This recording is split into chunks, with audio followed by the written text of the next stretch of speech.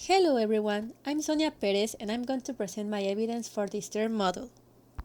First of all, let's talk about some important events that had occurred these last 3 decades, starting with the Mexican Neoliberalism, which began with the presidency of Carlos Salinas de Gortari from 1980 to 1994, culminating in the signing of the North American Free Trade Agreement.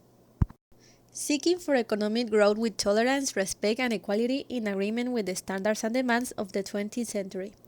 Next, we have the Soviet Union dissolution on December 21, 1991, when the leaders of 11 of the 15 Soviet republics met in Almaty, Kazakhstan, where they finally formalized and ratified the creation of Commonwealth of Independent States and officially recognizing the dissolution of the Soviet Union. We continue with the outrage to the Twin Towers, one of the most remembered terrorist attacks, which took place in New York on September 11, 2001. This was an event that rewrote the international politics of the United States and its allies. Since then, the phantom of terrorism has become an eminent threat in societies around the world, changing the way we travel and the precautions taken in major buildings, tourist sites, and religious service.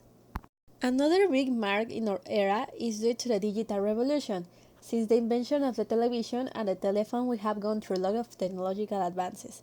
The progression of the computer in the middle of the 20th century has been a principal innovation that has marked the revolution.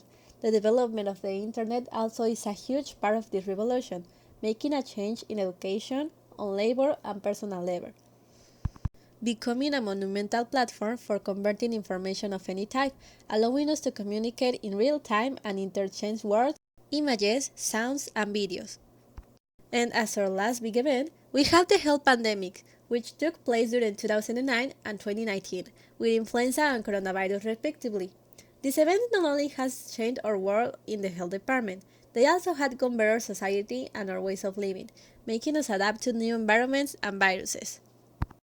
Now let's talk about some important concepts seen in this module, like globalization, which is the word used to describe the growing interdependence of the world's economies, cultures, and populations, brought about by cross-border trade in goods and services, technology, and flows of investment, people, and information. We also have the word terrorism, which means violent criminal acts committed by individuals and/or groups who are inspired by or associated with designated foreign terrorist organizations or nations.